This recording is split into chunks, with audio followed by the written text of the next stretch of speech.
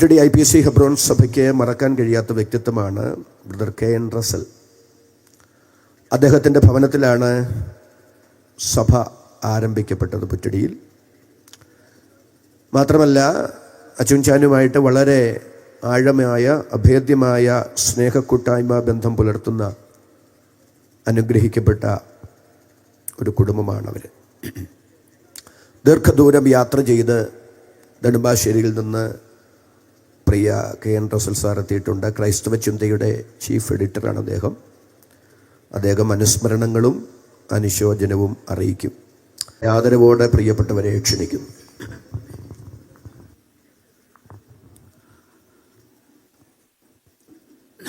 ഈ അനുശോചന സമ്മേളനത്തിൻ്റെ അധ്യക്ഷനായിരിക്കുന്ന പ്രശസ്ത സുവിശേഷ പ്രഭാഷകൻ KJ തോമസ്, എൻ്റെ സഹപാഠിയും സെൻട്രൽ ശുശ്രൂഷകനുമായ പാസ്റ്റർ MI കുര്യൻ, മറ്റ്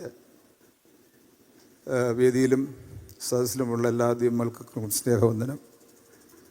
ഈ അനുശോചന പ്രസംഗങ്ങൾ കേൾവിക്കാർക്ക് അരോചകമുണ്ടാക്കുന്ന ഒന്നാണ്. 60, 70, 80 പേരൊക്കെയാണ് അനുശോചനം പറയാറുള്ളത്. അതുകൊണ്ട് പലപ്പോഴും ഞാൻ തന്നെ ഒരു മാധ്യമപ്രവർത്തകനായതുകൊണ്ടും അല്പം ചൂടുള്ള മനസ്സുള്ളതുകൊണ്ടും ഞാൻ തന്നെ പലപ്പോഴും പ്രതികരിച്ചിട്ടുണ്ട്. പക്ഷേ എനിക്കും ഇവിടെ നിന്ന് പറയേണ്ടി വന്നു. അത് പറയാതിരിക്കാൻ നിർവാഹമില്ല. അതുകൊണ്ടാണ് ദൂരെ നിന്ന് യാത്ര ചെയ്ത് ഇവിടെ എത്തിയത്. അത് എവിടെ തുടങ്ങി എവിടെ അവസാനിപ്പിക്കണമെന്ന് എനിക്കറിഞ്ഞുകൂടാ. ഏതായാലും പറയാനുള്ളതെല്ലാം എനിക്ക് പറയാനുള്ളത് ക്രിസ്തുവുമായി അത് ആലേഖനം ചെയ്ത് നിങ്ങളുടെ കയ്യിൽ ലഭിച്ചിട്ടുണ്ട്. ബഹുമാന്യനായ സെക്കുലർ മാധ്യമ രംഗത്ത് പ്രശസ്തനായ ആളും പെന്തിക്കോസ്ത് മാധ്യമ രംഗത്ത് പ്രശസ്തനായ ആളുമായ എൻ്റെ സ്നേഹിതൻ സണ്ണി ഇരഞ്ഞിമറ്റം വളരെ മനോഹരമായി ഒരു പത്രം ഇവിടെ പ്രിൻ്റ് തന്നിട്ടുണ്ട്. ഏതാനും വരികൾ ഞാൻ അതിനകത്ത് കുറിച്ച് വെച്ചിട്ടുണ്ട്. അതുകൊണ്ട് കൂടുതൽ ഒരു വിശദീകരണത്തിൻ്റെ ആവശ്യത്തിലേക്ക് ഞാൻ കിടക്കുന്നില്ല. എന്നാലും എൻ്റെ ഓർമ്മകളൊരു 48-50 വർഷം പുറകോട്ട് പോകുമ്പോൾ ദൈവത്തിന് ഒത്തിരി നന്ദി പറയാതിരിക്കാൻ സാധ്യമല്ല. സുഭിക്ഷതയുടെ ഒരു കാലഘട്ടമായിരുന്നില്ല അന്ന്. ഓപ്പണായിട്ട് മനസ്സോടെ പറഞ്ഞാൽ ദിവസങ്ങളോളം കപ്പ മാത്രം തിന്നു കഴിഞ്ഞിരുന്നൊരു കാലം, അരി ഭക്ഷണം കഴിക്കാൻ ബുദ്ധിമുട്ടുണ്ടായിരുന്നൊരു കാലഘട്ടമായിരുന്നത്. വളരെ കുറച്ച് ആളുകൾ അക്കാലത്ത് സമ്പന്നതയിൽ ജീവിച്ചിരുന്നു. എങ്കിലും വിശ്വാസത്തിൽ വരുവാനും റിയൽ ക്രിസ്ത്യാനിറ്റി എന്താണെന്ന് സമൂഹത്തിന് കാണിച്ചു കൊടുക്കാനും ചക്കുമുട്ടിൽ കുടുംബത്തിലെ ഈ കുടുംബാംഗങ്ങൾ കഴിഞ്ഞു എന്നാണ് സത്യം. എൻ്റെ സ്നേഹിതർ ഒരുപാട് പേരോടുണ്ട്. പുറ്റടിയിൽ ഒരു സ്പോർട്സ് ആൻഡ് ആർട്സ് ക്ലബ്ബ് രൂപീകരിച്ച് അതിൻ്റെ സെക്രട്ടറിയായിരുന്നു ഞാൻ ദീർഘകാലം. സഭയ്ക്ക് വെളിയിലുള്ളവരും എൻ്റെ സ്നേഹിതരാണ്. അവർ കുട്ടികളെല്ലാം വന്നപ്പോൾ എന്നെ ഓടി വന്ന് കെട്ടിപ്പിടിക്കുകയുണ്ടായി. ജോയി ഉണ്ട്, ഞങ്ങൾ ഒരുമിച്ച് സ്കൂളിൽ പഠിച്ചതാണ്. ഇതൊക്കെയാണെങ്കിലും ഒരു പൗരോഹിത്യ സഭയുടെ ആചാരാനുഷ്ഠാനങ്ങളിൽ നിന്ന് വ്യത്യസ്തമായി ഒരു പുതിയൊരു ആശയം അവരുടെ മനസ്സിൽ രൂപം കൊള്ളി എങ്ങനെയാണ് ഈ പെന്തിക്കോസ്ത് അനുഭവത്തിലേക്ക് വരികയും ചെയ്തത്. ഞങ്ങളെല്ലാവരും അണക്കര IPCയിലെ അംഗങ്ങളായിരുന്നു. പ്രത്യേകിച്ച് കാരണങ്ങൾ ഉണ്ടോ ഇല്ലയോ എന്നുള്ളതിൽ വിശകലനത്തിലേക്ക് ഞാൻ പോകുന്നില്ല. നിർഭാഗ്യവശാലോ ഭാഗ്യവശാലോ അവിടെ നിന്ന് ഞങ്ങൾക്ക് മാറി ആരാധിക്കേണ്ടി വന്നു. അത് തെറ്റും ശരിയുമാണെന്നുള്ള വിശകലനത്തിന് ഞാൻ പോകുന്നില്ല. അങ്ങനെയൊക്കെ സംഭവിച്ചു പോയി. ഇന്നാണെങ്കിൽ സംഭവിക്കാൻ സാധ്യതയില്ലായിരുന്നു, ഒരിക്കലും സംഭവിക്കില്ല. അന്നങ്ങനെയൊക്കെ ഉണ്ടായി, വികാരത്തിൻ്റെ പുറത്ത് സംഭവിച്ചു. ആരാധന എവിടെ തുടങ്ങണമെന്ന് ആരംഭിച്ചപ്പോൾ എൻ്റെ അപ്പൻ പറഞ്ഞു, നമുക്ക് ഞങ്ങളുടെ വിത്തിണ്ണയിൽ ആരംഭിക്കാം. ഞാനത് എഴുതിയിട്ടുണ്ട്.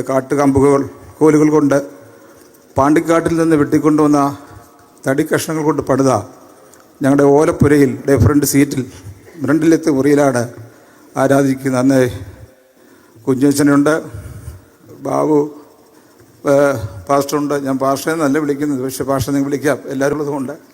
അതുപോലെ രാജുവൊക്കെയുണ്ട്, മോനച്ചനുണ്ട്, ജെസ്സിയുണ്ട്, മോളി, എല്ലാവരും എനിക്ക് ഓർമ്മയുണ്ട്. എൻ്റെ മനസ്സിൽ ഇന്ന് ആ പേരുകളൊക്കെ ഉണ്ട്. പക്ഷേ മരുമക്കളെ ഒന്നും എനിക്ക് അറിഞ്ഞുകൂടാ കേട്ടോ. കാരണം ഞാൻ അത് കഴിഞ്ഞ് പുറ്റടി IPC ചർച്ചിന് സ്വന്തമായ സ്ഥലമൊക്കെ ആയപ്പോൾ ഞങ്ങളിവിടെ വിട്ട് പോയി. 89 പോയി. വളരെ വർഷങ്ങളായി ഇവിടുന്ന് പോയിട്ട്. എങ്കിലും മനസ്സിലെപ്പോഴും പുറ്റടി IPC സഭയും അവിടെ ഉണ്ടായിരുന്ന ചുരുക്കം ചില ആളുകളും പെണ്ണി സഹോദരിയെയും പാപ്പി ഉപദേശിയുടെ മകൻ കുഞ്ഞുഞ്ഞിനെയൊക്കെ മനസ്സിൽ ഓർക്കാതിരിക്കാൻ വയ്യ. ഒരു കട്ടൻ കാപ്പി പോലും കൊടുക്കാൻ പറ്റാത്ത ഒരു കാലഘട്ടം. എന്നാൽ നമ്മളെല്ലാം ദൈവം അനുഗ്രഹിച്ചിരിക്കുന്നു. അച്ചൻകുഞ്ഞ് ബ്രദറിനും ദൈവം മാന്യമായ ശുശ്രൂഷകൾ ചെയ്യുവാനുള്ള അവസരം കൊടുത്തു എന്നുള്ള സന്തോഷകരമായ കാര്യമാണ്. കാഴ്ചയുടെ പരിമിതി ഉണ്ടായിരുന്നിട്ടും അദ്ദേഹത്തിന് ആ മേഖലയിൽ നിന്നുകൊണ്ട് എന്തെല്ലാം ചെയ്യാൻ പറ്റിയോ അതെല്ലാം അദ്ദേഹം ചെയ്തു. ഒരു 3-4 വർഷം മുമ്പ് എന്നെ ഒന്ന് ഫോണിൽ വിളിച്ചു. എനിക്ക് പെട്ടെന്ന് പിടികിട്ടിയില്ല. കാരണം ജീവിതയാത്രയിൽ ഞാനും ഇങ്ങനെ യാത്ര ചെയ്ത് അതിലെല്ലാം കറങ്ങി പല സ്ഥലങ്ങളിൽ ഓമനയുടെ ജോലിയുമായി ബന്ധപ്പെട്ട് കറങ്ങിയാണ് നെടുമ്പാശ്ശേരിയിൽ വന്ന് സെറ്റിലായത്. ഒരു 3-4 വർഷം 10-30 വർഷത്തിന് ശേഷമാണ് എന്നെ വിളിക്കുന്നത്. പെട്ടെന്ന് എനിക്ക് ഞാൻ പറഞ്ഞു, എന്താ അച്ഛൻ ബ്രദറെ, ഇവിടെ ഒരു പെൺകുട്ടിയുടെ വിവാഹം നടക്കുന്നു, ഒരു ചെറിയ സഹായം ക്രൈസ്തവ ചിന്തയിൽ കിട്ടുമോ എന്ന് ചോദിച്ചു. അന്ന് കൃത്യമായി ഒരു അമേരിക്കയിലെ ഒരു സഹോദരൻ്റെ സഹായത്താൽ 10 വിവാഹങ്ങൾ നടത്തിക്കൊണ്ടിരിക്കുന്ന സമയത്ത് എങ്ങനെയോ അറിഞ്ഞ് അദ്ദേഹം വിളിച്ചതാണ്. ഇവിടെ വരുവാനും സഹായം കൊടുക്കുവാനുമായിട്ടും സാധിച്ചു. പിന്നെയും ബന്ധങ്ങൾ മുറിഞ്ഞുപോയി. ഈ ബന്ധങ്ങൾ മുറിയുക, ഒരു കാര്യം വരുമ്പോൾ അടുക്കുക, പിന്നെയും ബന്ധങ്ങൾ മുറിയുക മനുഷ്യ സഹജമാണ്. മനഃപൂർവ്വം അങ്ങനെ സംഭവിക്കുന്നതല്ല. നമ്മുടെ ജീവിതയാത്രയിൽ നമ്മൾ ഇങ്ങനെ ഓടി നടക്കുകയില്ല, അതിൽ അങ്ങനെ വന്നു പോകുന്നതാണ്. ഞാൻ ദീർഘിപ്പിക്കുന്നില്ല. നിങ്ങളെ ഈ വിവരം അറിഞ്ഞപ്പം മുതലേ പല മരണങ്ങളിലൂടെ സംഭവിച്ചിട്ടുണ്ടെങ്കിലും എനിക്ക് വരാൻ സാധിച്ചിട്ടില്ല.